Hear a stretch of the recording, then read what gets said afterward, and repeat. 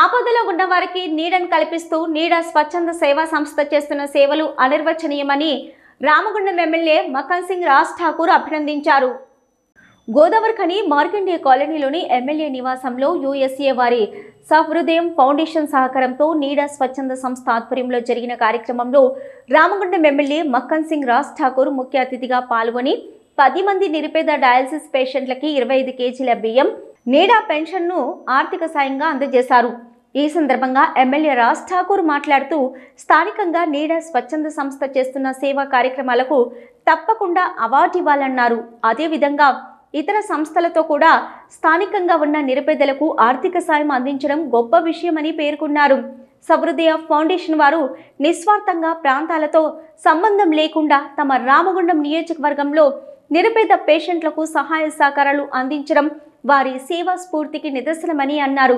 సహృదయ founder తాడివాక బిందును ప్రత్యేకంగా అభినందించారు. ఇక ముందు కూడా ఈ ప్రాంతంలో మరిన్ని సేవా కార్యక్రమాలు రామగుండం నియోజకవర్గంలో చేయాలని కోరారు. సోదరుడు నీడా రమేష్, నీడా అంటే నిజంగా ఒక నీడనిచ్చేవాడు. ఎవరైతే కష్టాల్లో ఉంటాడో వాళ్ళందరికీ తనకు తోచిన వరకు తన శక్తికి మించి 10 మంది మిత్రులతో సహా ఒక టీమ్గా ఏర్పడి ఈ ప్రాంతంలో గత చాలా సంవత్సరాల నుంచి అనేక సేవా కార్యక్రమాలు చేస్తూ ఉంటాడు. అతన్ని అభినందించాల్సిన అవసరం ఉంది. అతనికి అవార్డు కూడా ఇవ్వాలి, తప్పకుండా త్వరగా అవార్డు ఇస్తాం. ఈరోజు వారికి సహకరిస్తున్నటువంటి సహృదయ ఫౌండేషన్ ఏదైతే ఉందో యుఎస్ఏ అమెరికా నుంచి వారు కూడా ఎవరో బిందు వారికి కూడా నేను కంగ్రాచులేట్ చేస్తున్నా, అప్రిషియేట్ చేస్తా ఉన్నా. ఇవే కాదు, ఇంకా కొంచెం డబ్బులు ఎక్కువ పంపిస్తే మా దగ్గర చాలా ఆరోగ్యపరమైన సమస్యలు ఉన్నాయి, ఫీజులు కట్టలే ఉన్నారు.